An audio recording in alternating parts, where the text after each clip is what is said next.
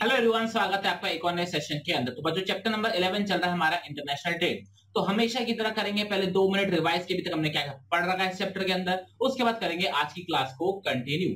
तो बच्चों, सबसे पहले हमने मतलब समझा था इंटरनेशनल ट्रेड का मतलब क्या होता है। जब भी कंट्रीज के बीच में सिर्फ गुड्स का लेना देना होता है तो उसे हम क्या बोलते हैं, इंटरनेशनल ट्रेड बोलते हैं। और जब गुड्स के संग service, capital, personal, technology, intellectual property right ये सब जुड़ जाती है तो वो ट्रेड किस में बदल जाता है, बिजनेस के अंदर बदल जाता है। दैट हमने 3 रीजन देखे थे कि हम इंटरनेशनल बिजनेस में क्यों आते हैं। फिर हमने देखा था स्कोप ऑफ इंटरनेशनल बिजनेस, जिसके अंदर हमने 4 पॉइंट्स पढ़े थे कि इंटरनेशनल बिजनेस में कैसे आया जा सकता है। पहला था हमारा मर्चेंडाइज का एक्सपोर्ट इंपोर्ट करना, दूसरा था हमारा सर्विस का एक्सपोर्ट इंपोर्ट करना, तीसरा था हमारा लाइसेंसिंग एंड फ्रेंचाइजिंग के थ्रू हमारे इंटरनेशनल बिजनेस के अंदर आना, और चौथा था हमारा फॉरेन इन्वेस्टमेंट। और इन्वेस्टमेंट में हमने 2 तरीके से देखी थी, पहला डायरेक्टली इन्वेस्ट करना, दूसरा दूसरी कंपनी में इन्वेस्ट करना, मतलब पोर्टफोलियो इन्वेस्टमेंट हमने देखा था। उसके बाद बच्चों हमने देखा था इंटरनेशनल बिजनेस करने के फायदे क्या क्या होंगे, कंपनीज को क्या क्या फायदे होंगे, फर्म्स को क्या क्या फायदे होंगे, ऑन द अदर हैंड हमारी कंट्री को क्या क्या फायदा होगा। एक तो फॉरेन एक्सचेंज की अर्निंग होगी, दूसरा रिसोर्सेज बहुत अच्छे से यूटिलाइज होंगी, तीसरा कंट्री ग्रो करेगी, हमारे कंट्री के अंदर एम्प्लॉयमेंट अपॉर्चुनिटीज बहुत इंक्रीज होगी और हमारी कंट्री का स्टैंडर्ड ऑफ लिविंग हाई होगा। और फर्म्स के लिए उन्होंने क्या क्या बोल रखा है, आप प्रॉफिट ज्यादा कमा पाओगे, आपकी कैपेसिटी ज्यादा यूटिलाइज हो जाएगी, आपकी कंपनी ग्रो कर सकती है, आप डोमेस्टिक कंपटीशन को अवॉइड कर सकते हो और लास्ट आपका जो विजन है वो इंप्रूव हो सकता है। उसके बाद बच्चों हमने इस चैप्टर का सबसे इंपॉर्टेंट टॉपिक और सबसे लेंथीएस्ट टॉपिक स्टार्ट किया था, जो कि हमारी 2 क्लासेस के अंदर गया था, दैट इज एक्सपोर्ट ट्रेड और उसका एक्सपोर्ट का प्रोसीजर। एक्सपोर्ट प्रोसीजर को तो मैं आज भी डिटेल में एक्सप्लेन करूंगा, जिससे आपका एक फ्लो बन जाए इंपोर्ट प्रोसीजर को समझने के लिए। एक्सपोर्ट का मतलब क्या होता है, जब भी गुड्स एंड सर्विसेज को, बाकी सारी चीजों को हम एक कंट्री से दूसरी कंट्री में बेचते हैं तो उसे हम एक्सपोर्ट बोलते हैं। और उसके हमने बहुत सारे ऑब्जेक्टिव्स देखे थे, जैसे कि आपका जो भी सरप्लस प्रोडक्शन आप उसे बेच सकते हो, आपकी जो डोमेस्टिक रिसोर्स है उसको अच्छे से यूटिलाइज कर सकते हो, एम्प्लॉयमेंट इंक्रीज होता है, जब प्रोडक्शन ज्यादा करेंगे तो एम्प्लॉयमेंट ज्यादा इंक्रीज होगा, फॉरेन एक्सचेंज आएगा और कंट्री की नेशनल इनकम इंक्रीज होगी। ये चीज तो थी एक्सपोर्ट के बारे में। और रिवाइज करते हैं डिटेल के अंदर एक्सपोर्ट प्रोसीजर। सबसे पहले सामने वाला पर्सन हमसे पूछेगा भैया कैसे दिया, हम बताएंगे ऐसे दिया। वो हमसे इंक्वायरी करेगा, हम उसे कोटेशन भेजेंगे थ्रू परफॉर्मा इनवॉइस। उसको पसंद आएगा तो वो हमको ऑर्डर देगा, हम क्या रिसीव करेंगे, ऑर्डर रिसीव करेंगे या फिर इंडेंट रिसीव करेंगे। उसके बाद जब ऑर्डर आ जाएगा तो हम उसकी क्रेडिट वर्दीनेस को एनालाइज करेंगे और उससे गारंटी मांगेंगे। और गारंटी के लिए हम क्या मांगेंगे, लेटर ऑफ क्रेडिट मांगेंगे। और लेटर ऑफ क्रेडिट क्या होता है कि उसका बैंक हमारे बैंक को गारंटी देता है कि अगर इंपोर्टर ने पेमेंट नहीं दिया तो वो हमको पेमेंट देगा। उसके बाद हमारे पास क्या आना चाहिए, एक्सपोर्ट लाइसेंस आना चाहिए। एक्सपोर्ट लाइसेंस के लिए उन्होंने 4 कंडीशंस बताई थी। पहला, आपके पास बैंक अकाउंट नंबर होना चाहिए, आपका बैंक अकाउंट होना चाहिए। दूसरा, आपके पास आईईसी नंबर होना चाहिए, इंपोर्ट एक्सपोर्ट कोड नंबर होना चाहिए। और कहां से मिलता है वो, आपको अप्लाई करना पड़ता है। कहां पर, 2 जगहों पे अप्लाई करोगे, तो कहीं भी 2 में से एक जगह पे अप्लाई कर दोगे तो आपको इंपोर्ट एक्सपोर्ट कोड नंबर मिल जाएगा। पहला है हमारा DGFT, director general of foreign trade के पास अप्लाई करोगे तो आपको मिल सकता है, या फिर regional export import licensing authority.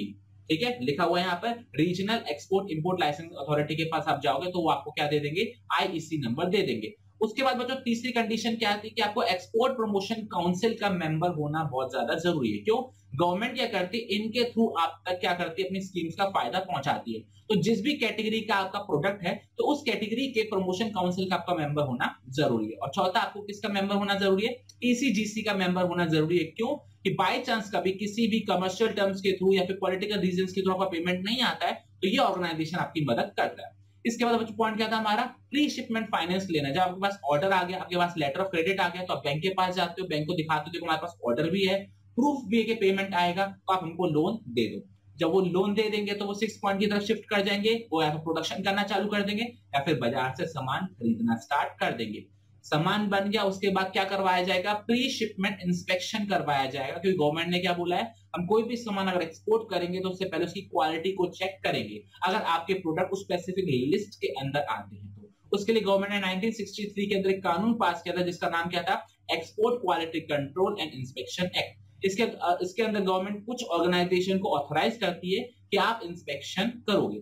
तो अगर आपको कोई एक्सपोर्ट करना है तो उससे पहले आपको क्या चाहिए, प्री इंस्पेक्शन रिपोर्ट या फिर प्री इंस्पेक्शन सर्टिफिकेट चाहिए। लेकिन यहाँ पे गवर्नमेंट ने किनको रिलैक्सेशन दे रखी है, एक्सपोर्ट ट्रेडिंग हाउसेस को, एक्सपोर्ट हाउसेस को, स्पेशल इकोनॉमिक जोन को, या फिर 100% एक्सपोर्ट ओरिएंटेड यूनिट्स को। ये ऐसी ऑर्गेनाइजेशन होती है जिनका एक्सपोर्ट्स बहुत ज्यादा होता है, तो गवर्नमेंट ने इनको बोला है कि आप तो डेली बेसिस पे एक्सपोर्ट करने वाले लोग हो, आप कंपलसरी नहीं, आपके लिए आप करवाना चाहो तो करवा सकते हो। यहां तक क्लियर हो गया। उसके बाद हमने क्या देखा था, आपको एक्साइज क्लियरेंस करवाना पड़ता है। जो भी आप मैन्युफैक्चर कर रहे हो उस पर आपको एक्साइज क्लियरेंस करवाना पड़ेगा, क्योंकि मैंने आपको बताया था जब भी हम मैन्युफैक्चरिंग करते हैं तो उस पर एक्साइज ड्यूटी लगती है। तो जब भी हम सामान को एक्सपोर्ट करते हैं तो गवर्नमेंट क्या बोलती है, या तो हम आपसे टैक्स नहीं लेंगे, और अगर आप टैक्स पे कर चुके हो तो हम आपको ड्यूटी ड्रॉबैक दे देंगे, मतलब ड्यूटी का रिफंड कर देंगे जो आपने पे किया था। उसके बाद हम क्या लेते हैं, सर्टिफिकेट ऑफ ओरिजिन। वो इंपोर्टर हमसे सर्टिफिकेट ऑफ ओरिजिन मांगता है। क्यों मांगता है? क्योंकि उसकी कंट्री में ये बोला गया है कि अगर वो हमारी कंट्री में बना हुआ सामान खरीदता है तो उसको फायदा मिलेगा। तो वो हमसे प्रूफ मांगता है कि आप सर्टिफिकेट ऑफ ओरिजिन दो, जिससे मैं अपनी गवर्नमेंट को दिखा पाऊं कि हाँ मैंने आप ही की कंट्री में बना हुआ सामान आपसे मंगाया है। तो इंपोर्टर हमसे सर्टिफिकेट ऑफ ओरिजिन मंगाता है। इसका मैंने आपको एक एग्जांपल दिया था चाइना का और इंडिया का। यूएसए चाइना में वॉर है तो वो महंगा देते हैं, यूएसए इंडिया में दोस्ती है तो यूएसए क्या बोलता है, अगर आप इंडिया से सामान लोगे तो हम आप पर टैक्स कम लगाएंगे, लेकिन आपको प्रूफ दिखाना पड़ेगा। और प्रूफ के नाम पर आपको कौन सा सर्टिफिकेट दिखाना होता है उनको, सर्टिफिकेट ऑफ ओरिजिन। ओरिजिन का मतलब होता है कहां पर गुड्स बने हैं। ये चीज क्लियर हो गया। सर्टिफिकेट ऑफ ओरिजिन के बाद आप क्या करवाते हो, शिपिंग कंपनी में एप्लीकेशन देते हो कि हमको एक जगह रिजर्व करवाने, क्योंकि हमको अपना सामान कुछ एक्सपोर्ट करवाना है। उसके लिए जब आपकी एप्लीकेशन को एक्सेप्ट कर लिया जाता है तो shipping company captain of the ship को एक ऑर्डर पास करती है, जिससे क्या बोला जाता है, शिपिंग ऑर्डर बोला जाता है, जिसके अंदर कैप्टन को इंस्ट्रक्शन दिया जाता है कि ये सारे गुड्स हैं जो आपके एक्सपोर्ट होने वाले हैं इस पर्टिकुलर पोर्ट से जाएंगे। उसके बाद जब आपके पास ऑर्डर भी आ गया कि हाँ भाई शिपिंग में जगह रिजर्व हो गई, तो आप सामान को पैकेजिंग करना चालू कर देते हो और कहां पर भेजने की कोशिश करते हो, पोर्ट तक, जहां से सामान एक्सपोर्ट होगा वहां तक पहुंचाने की आप कोशिश करना चालू कर देते हो। उसके बाद हम क्या लेते हैं, इंश्योरेंस लेते हैं सामान का, कि बाय चांस कभी नुकसान हो गया तो इंश्योरेंस हमारी भरपाई कर देगा। ये चीज क्लियर हो गया। अब हमारा सामान पोर्ट के गेट तक पहुंच चुका है, अभी अंदर नहीं पहुंचा, गेट तक पहुंच चुका है। उसके बाद हम क्या करवाते हैं, कस्टम क्लियरेंस करवाते हैं। और कस्टम क्लियरेंस करवाने के लिए एक्सपोर्टर को क्या भरना पड़ता है, एक शिपिंग बिल भरना पड़ता है, जिसके अंदर वो सारी डिटेल्स भरता है। और शिपिंग बिल के साथ वो सारे documents, letter of credit, invoice, certificate of origin, inspection certificate, insurance policy, ये सब कुछ जमा करता है। देयर आफ्टर वो क्या करता है, काम को प्रोसेस करते हैं, फिर क्या दे देते हैं, कार्टिंग ऑर्डर दे देते हैं। कार्टिंग ऑर्डर का मतलब क्या होता है कि हाँ गेट से सामान को अंदर लाया जाए, पोर्ट के अंदर लेकर आया जाए। और जब पोर्ट के अंदर आ जाता है, सब कुछ चेक कर लिया जाता है कि यहाँ पे गुड्स कैसे हैं, उसके बाद क्या किया जाता है, शिप के ऊपर लोडिंग करना चालू कर दिया जाता है। और जब शिप के ऊपर सामान लोड हो जाता है तो शिप का कैप्टन एक लेटर इश्यू करता है, जिसको हम क्या बोलते हैं, मेट रिसीट। मेट रिसीट का मतलब क्या होता है कि हाँ आपका सामान हमारी शिप के ऊपर आ चुका है। ये चीज क्लियर हो गया। वो जो रिसीट होती है वो किसको दे दी जाती है, वो पोर्ट सुपरिटेंडेंट को दे दी जाती है, और जिसके थ्रू क्या कैलकुलेट किया जाता है, फ्रेट चार्जेस कैलकुलेट किया जाता है। फ्रेट का मतलब होता है भाड़ा, ठीक है, कि यहां से वहां तक जाने का कितना खर्चा आएगा। और जब ये खर्चे का पेमेंट आप कर देते हो तो शिपिंग कंपनी आपको बिल ऑफ लीडिंग इश्यू कर देती है। और बिल ऑफ लीडिंग किस बात का सबूत है कि हाँ शिपिंग कंपनी ने आपके सामान को रख लिया है, अब उसकी जिम्मेदारी है कि आपका सामान दूसरे देश में उस डेजिग्नेटेड डेस्टिनेशन पर आपका सामान पहुंचाएगी। और देर आफ्टर हम क्या करते हैं, इनवॉइस कैलकुलेट करते हैं, फाइनल इनवॉइस कैलकुलेट करते हैं, जिसके अंदर हम ये देखते हैं कि इंपोर्टर हमको फाइनल पेमेंट कितना करना है वाला है। और लास्ट होता है हमारा सिक्योरिंग पेमेंट। और सिक्योरिंग पेमेंट के लिए हम उसको फोन करते हैं कि यहाँ से सामान गया, फिर वो बोलता है हमको डॉक्यूमेंट्स दो, फिर हम उससे करते हैं एक नेगोशिएशन करते हैं। हम उसको बोलते हैं कि मुझे एक कागज पे साइन करके दे। कौन सा कागज, बिल ऑफ एक्सचेंज, जिस पर क्या लिखा होता है कि मैं एक्सपोर्टर ने आप इंपोर्टर को सामान बेचा है और आप मुझको इतना पेमेंट करोगे, ठीक है।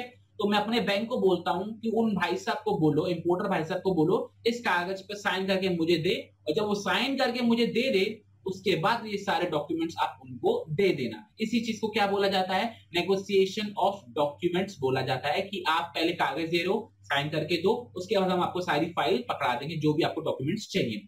और जब कुछ हो जाता है, पेमेंट आ जाता है, तो फिर हम उस बैंक से क्या ले लेते हैं, पेमेंट सर्टिफिकेट ले लेते हैं। बच्चों काफी लेंथीएस्ट रिवीजन था ये एक्सपोर्ट प्रोसीजर का, तो आई होप आपको अच्छे से रिवाइज हो गया होगा। बट आज जो मेन इंपॉर्टेंट चीज है वो हम स्टार्ट करने वाले हैं इंपोर्ट ट्रेड, और फिर देखेंगे इंपोर्ट प्रोसीजर। अगर आपको एक्सपोर्ट ट्रेड और एक्सपोर्ट प्रोसीजर अच्छे से समझ में आ गया है तो इंपोर्ट ट्रेड उसका बहुत ही छोटा सा पार्ट है। तो चलिए स्टार्ट करते हैं हम इंपोर्ट ट्रेड के साथ। बच्चों एक बात बताओ, इंपोर्ट ट्रेड का मतलब क्या होता है, कोई भी सामान दूसरे देश से हम अपने देश में जब खरीद के लेकर आते हैं तो उसे हम क्या बोलते हैं, इंपोर्ट ट्रेड बोलते हैं। एक्सपोर्ट का जस्ट उल्टा है, एक्सपोर्ट में हम बाहर बेच रहे हैं, इंपोर्ट में हम बाहर से खरीद रहे हैं। तो रीड करते हैं बच्चों, इंपोर्ट ट्रेड का मतलब क्या होता है। The import trade refers to goods and services purchased into one nation from another। क्या मतलब हो गया, आप कहीं से सामान खरीद के ले आ रहे हो अपनी कंट्री के अंदर, तो उसे क्या बोला जाता है, इंपोर्ट ट्रेड बोला जाता है। अब बच्चों बात करते हैं कि हम इंपोर्ट ट्रेड करते क्यों हैं, what are the reasons behind import trade, या what are the objectives behind import trade. तो बच्चों सबसे पहला हमारे पास जो ऑब्जेक्टिव दे रखा है वो है टू स्पीड अप इंडस्ट्रियलाइजेशन। पहले इसको रीड करेंगे फिर समझेंगे कि इसके अंदर क्या दे रखा है। Developing countries import scarce raw material, capital goods and advance technology required for rapid industrial development. जो भी कंट्रीज डेवलपिंग होती हैं, जो बढ़ रही होती हैं, जो डेवलप होने की कोशिश कर रही होती हैं, तो वो डेवलप कंट्री से क्या क्या सामान मंगाती है, ऐसे रॉ मटेरियल जो उनकी कंट्री में नहीं मिलते, ऐसी मशीन जो उनकी कंट्री में नहीं मिलती, ऐसी टेक्नोलॉजी जो उनके कंट्री में अभी तक नहीं आई है, वो सारी चीजें बाहर से इंपोर्ट करती है जस्ट बिकॉज कि वो अपनी कंट्री का इंडस्ट्रियल डेवलपमेंट स्टार्ट कर सके, अपनी कंट्री के अंदर इंडस्ट्रीज को डेवलप कर सके। ये चीज क्लियर हो गया, बहुत बढ़िया। दूसरा पॉइंट क्या दे रखा है, to meet the domestic demand, the goods that are in demand but are not available in the countries are imported. वो सारा सामान जो हमारी कंट्री में जरूरत है बट हमारी कंट्री के अंदर नहीं मिलता, तो वो गुड्स हम क्या करते हैं, बाहर से मंगाते हैं, जिससे हम अपनी डोमेस्टिक डिमांड को फुलफिल कर सके।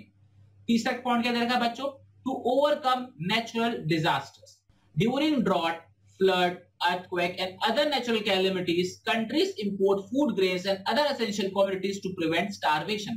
तो जब भी किसी कंट्री के अंदर कोई भी नेचुरल कैलेमिटी आती, कोई भी नेचुरल डिजास्टर आता है जिसके अंदर हमारी कंट्री की अर्थव्यवस्था खराब हो जाती, चौपट हो जाती है, तो ऐसे केस के अंदर हमारी कंट्री या कोई और भी कंट्री जिसके अंदर नेचुरल कैलेमिटी आई है, वो दूसरी कंट्री से फूड ग्रेन्स को या अदर एसेंशियल कमोडिटीज को इंपोर्ट करता है, जिससे हमारी डेली नीड्स पूरी हो सके, हमारे डेली का खाना पीना ना रुके और हमारी कंट्री भूख से ना मरे, भूखी ना मरे। तो उसके लिए हम दूसरी कंट्री से क्या इंपोर्ट करते हैं, फूड ग्रेन्स या फिर अदर एसेंशियल कमोडिटीज को हम क्या करते हैं, इंपोर्ट करते हैं।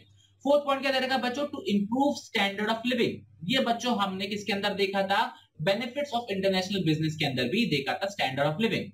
Import enable consumer in the home country to enjoy a wide variety of products of high quality. It helps in improving the standard of living of the masses. Masses का मतलब होता है बहुत सारे लोग। तो जो सामान हमारी कंट्री के अंदर नहीं बनता, बाहर की कंट्री के अंदर बनता और बहुत अच्छी क्वालिटी का होता है, तो जब हम बाहर से इंपोर्ट करते हैं तो हमारी कंट्री का स्टैंडर्ड ऑफ लिविंग राइज होता है, हमारे लोगों का, हमारे देशवासियों का स्टैंडर्ड ऑफ लिविंग राइज होता है, क्योंकि वो अच्छा सामान को यूज कर रहे होते हैं, अच्छी क्वालिटी के सामान को यूज कर रहे होते हैं। अब बच्चों लास्ट पॉइंट पढ़ेंगे ऑब्जेक्टिव्स का, वो क्या दे रखा है, टू एंश्योर नेशनल डिफेंस। बच्चों ये पॉइंट बहुत ही इंपॉर्टेंट है किसी भी कंट्री के हिसाब से कि वो नेशनल डिफेंस के लिए क्या क्या इंपोर्ट करते हैं। रीड करते हैं क्या दे रखा है, countries import defence equipments for its arm forces, such imports enable the country to ensure its safety।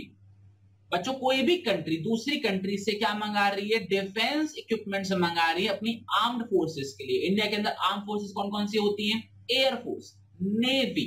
ये चीज समझ में आ रही है, ये क्या कर रहे हैं, ये अपनी कंट्री को प्रोटेक्ट करने के लिए हमारी जो गवर्नमेंट होती है वो दूसरी कंट्री से क्या मंगाती है, डिफेंस इक्विपमेंट्स मंगाती है। It can be guns, it can be tank, it can be air jet, कुछ भी वो मंगा सकते हैं जस्ट बिकॉज कि उनको अपनी कंट्री की जो प्रोटेक्शन है वो उनको इंक्रीज करना है। हाल ही में आपने अभी एग्जांपल सुना होगा राफेल का, तो राफेल अभी फ्रांस से मंगाए गए हैं जस्ट बिकॉज कि हमको अपनी कंट्री की सेफ्टी को इंक्रीज करना है।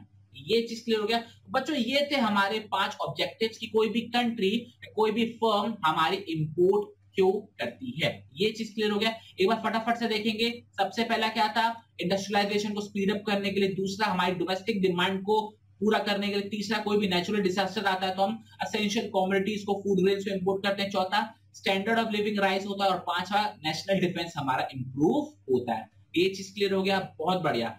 अब बच्चों हम बात करने वाले चैप्टर के सेकंड मोस्ट इंपॉर्टेंट टॉपिक की, दैट इज इंपोर्ट प्रोसीजर। तो बच्चों स्टार्ट करते हैं इंपोर्ट प्रोसीजर के साथ। सबसे पहले इन्होंने छोटी सी डेफिनेशन दे रखी है कि इंपोर्ट ट्रेड को क्या बोलते हैं। जब दूसरी कंट्री से सामान को जब इंडिया में हम खरीद के लेकर आते हैं तो उसे हम क्या बोलते हैं, इंपोर्ट ट्रेड बोलते हैं, ठीक है। और इंपोर्ट प्रोसीजर बच्चों हर कंट्री का अपना अलग अलग होता है। क्यों? क्योंकि हर कंट्री के अपने कानून अलग होते हैं, हर कंट्री के अपनी रिक्वायरमेंट्स अलग होती है, रूल्स एंड रेगुलेशंस अलग होती है, पॉलिसीज अलग होती हैं। तो जो इंपोर्ट प्रोसीजर होता है वो हर कंट्री का सेम नहीं होता, अलग हो सकता है। हम जो इंपोर्ट प्रोसीजर पढ़ने वाले हैं बच्चों, वो इंडिया के हिसाब से पढ़ने वाले हैं कि अगर आपको इंडिया में कोई सामान इंपोर्ट करना है तो आपको कौन कौन से स्टेप्स को फॉलो करना पड़ेगा जिससे आप इंपोर्ट कर पाओ। तो रीड करते हैं बच्चे पहले पॉइंट के संग, दैट इज ट्रेड इंक्वायरी। बच्चों जैसे हमने एक्सपोर्ट प्रोसीजर के अंदर हमने देखा था कि सबसे पहले हम क्या करते हैं, पूछते हैं सामने वाले पर्सन से, भैया सामान है क्या, कैसे दिया, फिर वो हमको बदले में रिप्लाई करता है कि भैया ऐसे दिया। तो हम कोई सामान आप इंपोर्ट कर रहे हैं, सामान को हमको खरीदना है, तो हम बाहर वालों से पूछेंगे भैया सामान कैसे दिया, ठीक है, तो वो हमको बाद में रिप्लाई करेंगे भैया ऐसे दिया, लेना है तो लो वरना तेल लगाओ, ठीक है। तो अब हम उनसे पूछेंगे, इंक्वायरी करेंगे कि हमको ये सामान चाहिए, इतनी क्वांटिटी में सामान चाहिए, इस क्वालिटी का सामान चाहिए, इस पर्टिकुलर डेट तक हमको चाहिए, क्या आप प्रोवाइड कर सकते हो, ये चीज समझ में आ रही है। तो फिर वो बदले में हमको बताएंगे, परफॉर्मा इनवॉइस में वो कोटेशन सेंड करेंगे, इतनी क्वांटिटी का सामान होगा, ये क्वालिटी का सामान होगा, इतने पैसे आपको देने पड़ेंगे और हम इस डेट तक आप तक सामान पहुंचा सकते हैं। आपको हाँ बोलना है, आपको पसंद आ रहा है तो आप हाँ बोले, ऑर्डर दे, नहीं है तो आप तेल लगाओ, ठीक है। ये समझ में आ गया, ठीक है। तो बच्चों रीड करते हैं। The first thing that the importing firm has to do is to gather the information about the countries and the firms which export the given product. The importer can gather such information from trade directories or trade association and organization. तो बच्चों कोई भी सामान खरीदने से पहले हम क्या करते हैं, एक मार्केट का चक्कर लगाते हैं, अलग अलग दुकानें देखते हैं कि कहां कहां सामान वो मिल सकता है। तो वैसे ही जब हम कोई सामान इंपोर्ट करते हैं तो हम अलग अलग कंट्रीज में पता लगाते हैं कि कौन कौन सी ऐसी फर्म्स हैं जिनके पास वो प्रोडक्ट पड़ा है जो हमको चाहिए। और वो इंफॉर्मेशन हम कहां से ले सकते हैं, ट्रेड डायरेक्टरी से ले सकते हैं, ट्रेड एसोसिएशन से लेते हैं, फिर ट्रेड ऑर्गेनाइजेशन से ले सकते हैं। आगे क्या दे रखा बच्चों, रीड करेंगे। Then the importing firm approaches the export firm with the help of a trade inquiry for collecting information about the export prices and the terms of export. जब हमको एक दुकान पता लग जाती है कि हम उसके पास क्या इसी दुकान से सामान खरीद सकते हैं, तो हम उसके पास एक लेटर भेजेंगे जिससे बोला जाता है ट्रेड इंक्वायरी, जिसमें हम पूछेंगे कि हाँ भाई बताओ कितने का दिया और कैसे कैसे आप हमको सामान को एक्सपोर्ट कर सकते हो। वो एक्सपोर्ट करेंगे, हम इंपोर्ट करेंगे, ठीक है। इन्होंने ट्रेड इंक्वायरी की फिर से एक डेफिनेशन दे रखी है, एक बार रीड करेंगे। A trade inquiry is a written request by an importing firm. हम इंपोर्ट करने वाले हैं तो हम उनको एक इंक्वायरी भेज रहे हैं कि भैया बताओ, हमको इंफॉर्मेशन को सप्लाई करो, क्या आप कितने में दोगे और क्या क्या टर्म्स एंड कंडीशंस रहेगी जिससे हमारे सामान को आप हमको एक्सपोर्ट कर सको। आई होप आपको बच्चों ये पॉइंट तो क्लियर हो गया होगा। हम पूछ रहे भैया कैसे दिया, हम इंक्वायरी भेज रहे हैं, वो बदले में हमको परफॉर्मा इनवॉइस के अंदर कोटेशन भेजेंगे कि ऐसे ऐसे सामान दिया, ठीक है। आगे याद रखा है, after receiving the trade inquiry the exporter prepares a quotation and send it to the importer, ठीक है। वो कोटेशन सेंड करेंगे, फिर वो हमको सेंड कर देंगे। हम कौन है यहाँ पर, अब इंपोर्टर है, तो हमको वो क्या सेंड कर देंगे, कोटेशन सेंड कर देंगे। और उस कोटेशन को हम क्या बोलते हैं, परफॉर्मा इनवॉइस बोलते हैं। बच्चों ये 1 मार्क का क्वेश्चन बन सकता है कि कोटेशन को और क्या बोला जाता है, उसका आंसर क्या है, परफॉर्मा इनवॉइस। आई होप आपको बच्चों ये वाला पॉइंट तो क्लियर हो गया होगा। पहला पॉइंट क्लियर, कैसे दिया ऐसे दिया, ठीक है, दोनों में ही सेम पॉइंट है। बच्चों सेकंड पॉइंट यहाँ पे क्या दे रखा है, प्रोक्योरमेंट ऑफ इंपोर्ट लाइसेंस, ठीक है। आपको समझ में आ गया, आपको ये प्रोडक्ट खरीदना है और जब कंफर्म हो गया ये प्रोडक्ट खरीदना है तो फिर आप क्या लोगे, सबसे पहले इंपोर्ट लाइसेंस लोगे। जैसे वहां पर हमने एक्सपोर्ट लाइसेंस लिया था, यहाँ पर हम इंपोर्ट लाइसेंस लेंगे और सेम कहां अप्लाई करेंगे, या तो डीजीएफटी के पास अप्लाई करेंगे, director general of foreign trade के पास अप्लाई करेंगे, या फिर किसके पास अप्लाई करेंगे, regional export import licence authority के पास अप्लाई करेंगे। फिर वो हमको क्या दे देंगे, आईईसी नंबर दे देंगे, इंपोर्ट एक्सपोर्ट कोड नंबर दे देंगे। ये चीज क्लियर हो गया, बहुत बढ़िया, सिंपल सा पॉइंट। आप रीड करेंगे समझेंगे इसके अंदर क्या दे रखा है। There are certain goods that can be freely imported and while other need licensing. India के अंदर कुछ ऐसा सामान है जो हम बिना किसी टेंशन के, बिना किसी लाइसेंस के हम क्या कर सकते हैं, इंपोर्ट कर सकते हैं। लेकिन कुछ गुड्स ऐसे होते हैं जिसके लिए हमारे पास लाइसेंस होना बहुत ज्यादा जरूरी होता है, ठीक है। अब हमको कैसे पता लगेगा कि किसके लिए हमको लाइसेंस लेने की जरूरत है, किसके लिए लाइसेंस लेने की जरूरत नहीं है, तो हमको क्या रीड करनी पड़ेगी, हमको export import policy, EXIM policy को रीड करना पड़ेगा कि हाँ भाई इन गुड्स के लिए लाइसेंसिंग की जरूरत है या फिर नहीं है। ये पॉइंट क्लियर हो गया। क्या लिखा हुआ है, the importer needs to consult the export import policy in force to know whether the goods that she और he wants to import are subject to import licensing, ठीक है। वैसे तो कुछ गुड्स फ्रीली आप मंगा सकते हो, बिना किसी टेंशन के, बिना किसी लाइसेंस के आप मंगा सकते हो, कुछ के लिए लाइसेंस की जरूरत है। और कैसे पता लगेगा? आपको क्या रीड करनी पड़ेगी? आपको इंपोर्ट एक्सपोर्ट पॉलिसी रीड करनी पड़ेगी गवर्नमेंट के अंदर, जिसके अंदर ये पता होगा कि किन किन गुड्स के लिए आपको लाइसेंस की जरूरत है। और अगर आपका गुड्स उस कैटेगरी के अंदर आता है तो आपको क्या लेना पड़ेगा? इंपोर्ट लाइसेंस लेना पड़ेगा। और आपका उस कैटेगरी के अंदर नहीं आता है तो आप बिना किसी लाइसेंस के भी सामान को इंपोर्ट करा सकते हो। और आपको लाइसेंस कहां से मिलेगा? सेम जैसे हमने एक्सपोर्ट प्रोसीजर के अंदर पढ़ा था, डीजीएफटी के पास या फिर regional export import licence authority के पास मिलेगा। In case the goods can be imported against the license, the importer needs to procure an import license। ठीक है, अगर आपको लाइसेंस नहीं मिलेगा तो आपको लाइसेंस लेना पड़ेगा। In India, it is obligatory for every importer and also for exporter to get registered with Directorate General Foreign Trade और regional import export licence authority and obtain. क्या ऑब्टेन करोगे? आईईसी नंबर ऑब्टेन करोगे, import export code number obtain करोगे। क्यों करते हो? ये number बहुत ज्यादा डॉक्यूमेंट्स में फिल किया जाता है, एक तरीके का रोल नंबर होता है कि हाँ इस सामान किसने एक्सपोर्ट किया या किसने इंपोर्ट किया। क्लियर? बहुत बढ़िया। थर्ड पॉइंट क्या आ रहा है बच्चों इसके अंदर? Obtaining foreign exchange. बच्चों ये पॉइंट इंपॉर्टेंट है और अच्छे से समझने वाला पॉइंट है। बच्चों आपने क्या किया? आपने इंक्वायरी कर ली, मजा आ रहा है कि हाँ भाई ये सामान हम खरीद सकते हैं, ठीक है, आपने इंपोर्ट लाइसेंस भी ले लिया। अब वो जो बिल बनाकर देता है ना बच्चों, वो अपनी कंट्री में अपनी करेंसी जो चलती है वो उसका बिल बनाकर देता है। एग्जांपल के तौर पे हम यूएसए से कोई सामान इंपोर्ट कर रहे हैं तो यूएसए वाला जो बिल बनाकर देगा ना वो यूएस डॉलर में बिल बनाकर देगा। और हमारे पास क्या है? हमारे पास गांधी जी, हमारे पास रुपीस है, ठीक है। तो हमको जब उनको पेमेंट करना होगा ना तो हम रुपीस में पेमेंट नहीं करेंगे, हम उनको डॉलर्स में पेमेंट करेंगे।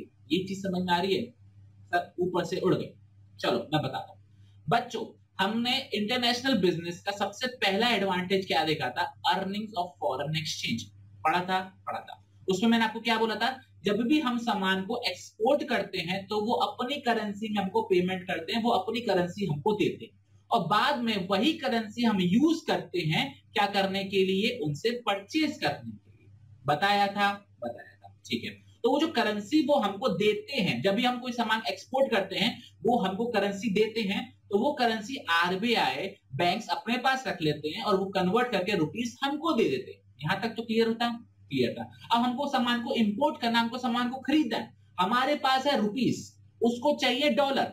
आई रिपीट, हमारे पास है रुपीस, उनको चाहिए डॉलर, तो हमको पहले डॉलर कहीं से अरेंज करने पड़ेंगे जिससे हम उनको डॉलर में पेमेंट कर सके। यहां तक क्लियर हुआ? फिर से रिपीट कर रहा हूं, हमारे पास है रुपीस, उन्होंने बिल बनाए डॉलर में, उनको डॉलर चाहिए। ये चीज क्लियर हो गया? तो पहले हमको अब डॉलर का अरेंजमेंट करना पड़ेगा कि हम डॉलर कहीं से अरेंज करें जिससे हम उनको पे करें और वो हमको सामान को दे सके। और डॉलर हमारे इंडिया में कहां मिलेगा?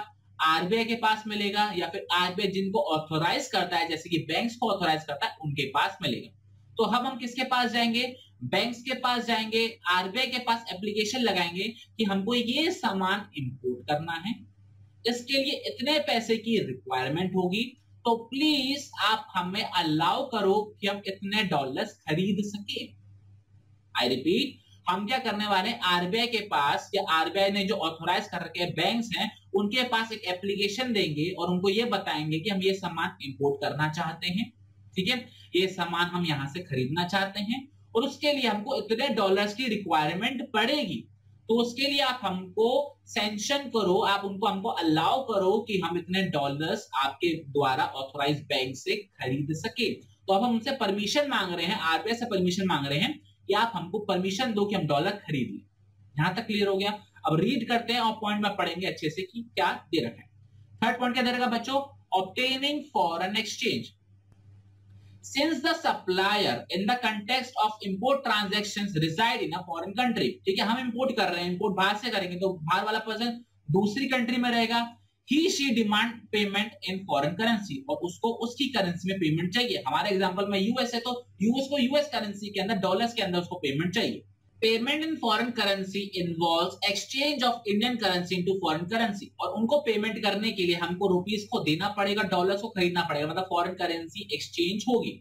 In India all foreign exchange transactions are regulated by exchange control department of Reserve Bank of India, और इंडिया के अंदर जितना भी एक्सचेंज किया जाता है कौन कंट्रोल करता है? आरबीआई का, रिजर्व बैंक ऑफ इंडिया का एक्सचेंज कंट्रोल डिपार्टमेंट उसको हैंडल करता है। As per the rules every importer is required to secure sanction of foreign exchange, ठीक है, तो कोई भी पर्सन जो इंपोर्ट करना चाहता है उससे पहले उसको सैंक्शन लेना पड़ेगा, उससे पहले परमिशन लेनी पड़ेगी कि उसे फॉरेन एक्सचेंज चाहिए। फॉर ऑब्टेनिंग सच सैंक्शन और obtaining such permission the importer has to make application to a bank. ठीक है, आपको कहां पर एप्लीकेशन लगानी पड़ेगी? उस बैंक के पास एप्लीकेशन लगानी पड़ेगी ऑथोराइज बाय आरबीआई। ठीक है, जिन्होंने आरबीआई से परमिशन ले रखी है। ठीक है, आरबीआई ने कुछ बैंक्स को ऑथोराइज कर रखा है कि आप फॉरेन करेंसी में डील कर सकते हो। तो आपको आरबीआई के पास डायरेक्ट एप्लीकेशन लगानी, आपको उन बैंक्स में एप्लीकेशन लगानी है जो फॉरेन करेंसी में डील करते हैं।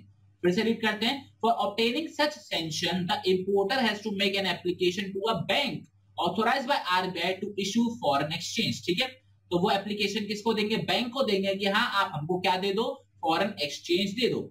The application is made in a prescribed form along with the import license as per the provision of Exchange Control Act। ठीक है, एप्लीकेशन आप एक फॉर्म में दोगे, उसके संग अपना लाइसेंस भी दिखाओगे कि हाँ हमारे पास लाइसेंस है इंपोर्ट करने के लिए। After proper scrutiny of the application, the bank sanction the necessary foreign exchange for the import transaction। और पूरा जांच पड़ताल करने के बाद वो आपको क्या दे देंगे? सैंक्शन दे देंगे कि हाँ आप इतना खरीद सकते हो। यहां तक क्लियर हो गया? तो मैं फिर से एक बार आपको रिवाइज कराता हूं। ये वाला पॉइंट, सबसे पहला क्या पॉइंट है? वो सामने वाली कंट्री का पर्सन अपनी करेंसी के अंदर पेमेंट चाहता है। ठीक है, हमारे पास रुपीस है, उसको डॉलर चाहिए, तो सबसे पहले हमको क्या करना पड़ेगा? रुपीस को डॉलर में कन्वर्ट करवाना पड़ेगा। और रुपीस में डॉलर करवाने के लिए हम क्या करेंगे? एक बैंक के पास जाएंगे, उसे एप्लीकेशन देंगे, उसके संग अपना इंपोर्ट लाइसेंस भी दिखाएंगे और उसे बोलेंगे हमको ये सामान इंपोर्ट करना है, उसके लिए इतने डॉलर की रिक्वायरमेंट होगी, आप हमको प्लीज इतने डॉलर देने की कृपा करें। ठीक है, तो पूरी जांच पड़ताल करने के बाद हमको कहेंगे कि हाँ ले लेना। यहां तक क्लियर हो गया? बहुत बढ़िया। तो बच्चों अभी तक हमने 3 पॉइंट पढ़े। पहला ट्रेड इंक्वायरी देखा, जिसके अंदर हमने क्या देखा? कैसे दिया, ऐसे दिया। दूसरा हमने पॉइंट क्या देखा? हमने इंपोर्ट लाइसेंस ले लिया। वैसे तो जरूरत नहीं होती कुछ गुड्स में, कुछ गुड्स में जरूरत होती है। तो अगर आपका पॉइंट उस कैटेगरी के अंदर आता है तो आपको लाइसेंस लेने की रिक्वायरमेंट है। लाइसेंस कहां से लेना है? वही 2 जगह है, डीजीएफटी या फिर बिल्कुल सही regional export import licence authority. उसके बाद हमने क्या करा? बैंक के पास एप्लीकेशन लगाया कि हमको फॉरेन एक्सचेंज चाहिए, और फिर बैंक प्रॉपर स्क्रूटनी के बाद, प्रॉपर चेकिंग के बाद वो हमको क्या दे देगा? सैंक्शन दे देगा, अलाउ कर देगा कि आप खरीद सकते हो। 4th पॉइंट क्या दे रखा है बच्चों? रीड करते हैं, प्लेसिंग ऑर्डर और इंडेंट। ट्रेड इंक्वायरी कर ली, गुड समझ में आ गए। उसके बाद हमने इंपोर्ट लाइसेंस भी ले लिया, उसके बाद हमने अप्रूवल भी ले लिया कि हम फॉरेन एक्सचेंज खरीद सकते हैं। उसके बाद हम क्या करने वाले हैं? ऑर्डर देने वाले हैं। हम इंपोर्टर है ना, तो हम ऑर्डर देंगे। पहले हमने ऑर्डर रिसीव किया था एक्सपोर्ट प्रोसीजर के दौरान, अब इंपोर्ट प्रोसीजर में हम ऑर्डर देंगे। तो क्या लिखा हुआ? प्लेसिंग ऑर्डर और indent. After obtaining the import license, the importer places an import order or indent with the exporter for the supply of specified product। ये चीज क्लियर हो गया? बहुत बढ़िया, हमने अब ऑर्डर दे दिया। The import order contains information about the price, quantity, size, grade, quality of the goods order, and instructions relating to packaging, shipping of goods, port of shipment, destination, delivery schedule, insurance, or mode of payment।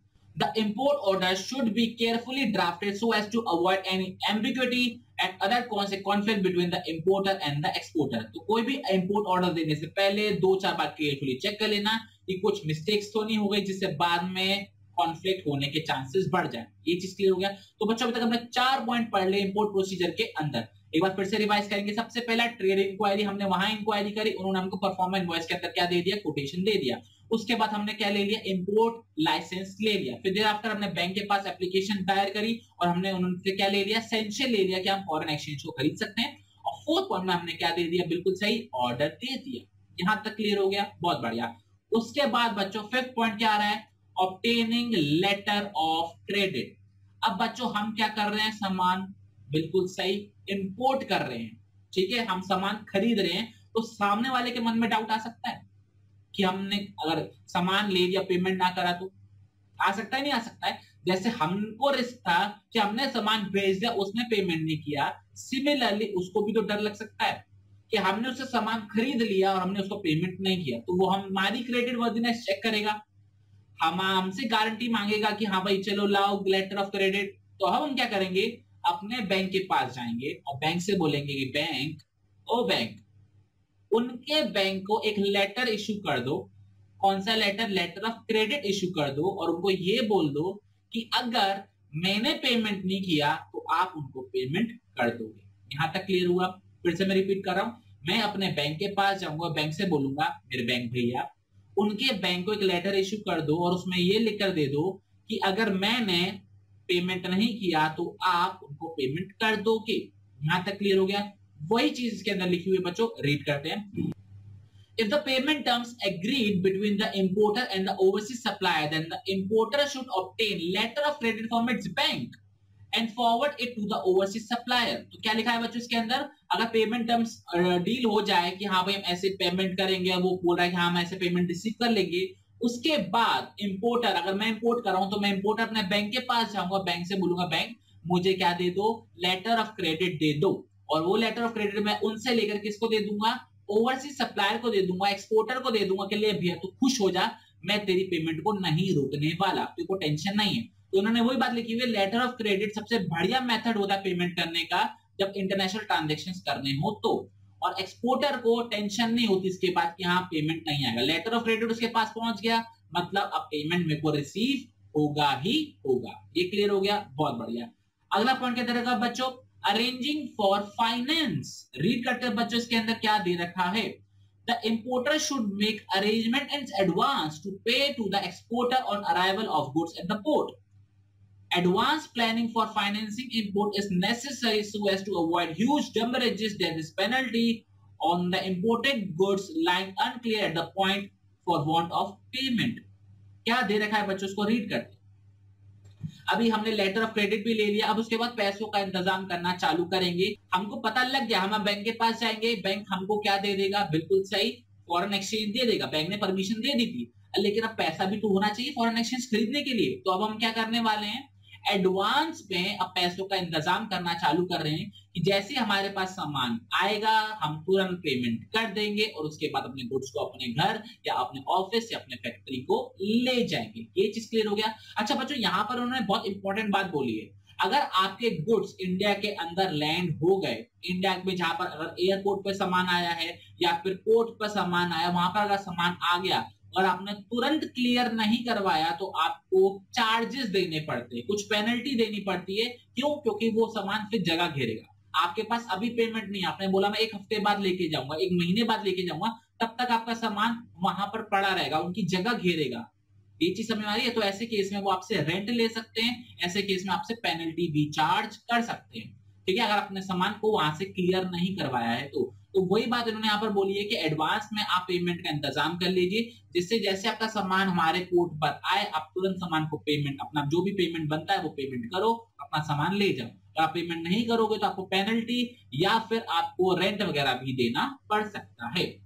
यहां तक clear हो गया बच्चों? बहुत बढ़िया। तो बच्चों आज की क्लास के लिए हम इतना ही रखेंगे, इससे मैं ज्यादा आगे नहीं जाऊंगा, क्योंकि अगर इससे ज्यादा गया तो फिर आपको थोड़ा सा लगेगा, हेडेक सा लगेगा कि बहुत ज्यादा ही पढ़ा दिया।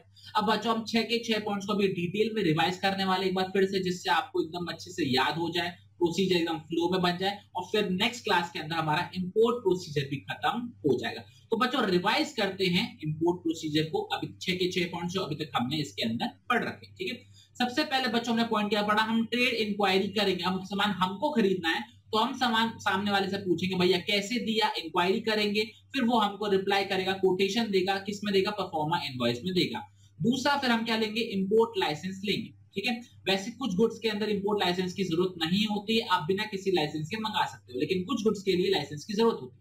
तो अगर आपका गुड्स उस कैटेगरी के अंदर आता है तो आपको लाइसेंस लेना पड़ेगा, और लाइसेंस वही 2 जगह से मिलता है, या तो आपको डीजीएफटी से मिलेगा या फिर आपको regional import export licence authority से मिलेगा। देयर आफ्टर आप फॉरेन एक्सचेंज का इंतजाम करोगे। आप क्या करोगे, बैंक्स के पास जाओगे जो फॉरेन एक्सचेंज में डील करते हैं, उनको एप्लीकेशन दोगे, उनको बताओगे कि हम ऐसे इंपोर्ट करने वाले हैं, तो प्लीज परमिशन दीजिए कि हम क्या खरीद सकें, फॉरेन करेंसी खरीद सकें। तो फिर वो हमको पूरी स्क्रूटनी करने के बाद, पूरी चेकिंग करने के बाद वो हमको परमिशन दे देते हैं कि हाँ डॉलर खरीद सकते हो।